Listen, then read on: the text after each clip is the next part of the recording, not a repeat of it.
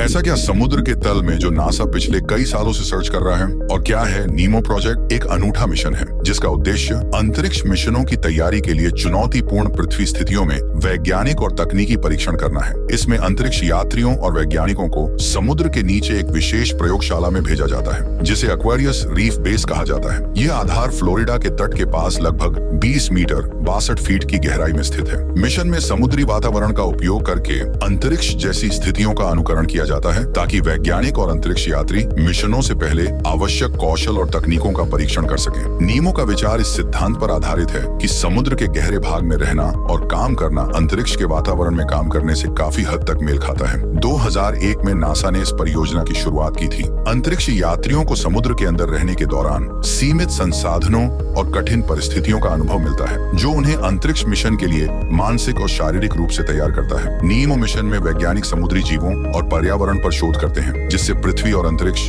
दोनों के लिए उपयोगी जानकारियां प्राप्त होती हैं। अंतरिक्ष में लंबे समय तक रहने के दौरान टीम के सदस्यों के मानसिक स्वास्थ्य और आपसी सहयोग का विश्लेषण करना महत्वपूर्ण होता है। नीमो के तहत यही मूल्यांकन पानी के नीचे किया जाता है जो बाद में चंद्रमा और मंगल जैसे ग्रहों पर प्रयोग में लाई जा सकती है। समुद्र के अंदर चलने की तकनीक एक्स्ट्रा वेहिकुलर एक्टिविटीज जैसी होती है जिसमें अंतरिक्ष यात्री अंतरिक्ष यान से बाहर निकलकर काम करते हैं। यह अध्ययन किया जाता है कि पर्यावरणीय कारक मनुष्यों के कामकाज और अनुसंधान को कैसे प्रभावित करते हैं। प्रमुख नीमो मिशन नीमो 1 जो 2001 में हुआ है। यह पहला मिशन जिसमें एक्वेरियस बेस का उपयोग किया गया। इसमें नियमों की बुनियादी प्रक्रियाओं का परीक्षण हुआ। नीमो 5 जो 2003 में हुआ है। इसमें भविष्य के अंतरिक्ष अभियानों के लिए संचार प्रणालियों पर विशेष अनुसंधान किया गया। नीमो परियोजना के दौरान समुद्री जीवन और पारिस्थितिकी पर कई महत्वपूर्ण अध्ययन किए गए हैं। निष्कर्ष प्रोजेक्ट नीमो एनएसए का एक महत्वपूर्ण प्रयास है जो अंतरिक्ष मिशनों की तैयारी में क्रांतिकारी बदलाव लाया है। समुद्र के नीचे की परिस्थितियों में काम करके वैज्ञानिक और अंतरिक्ष यात्री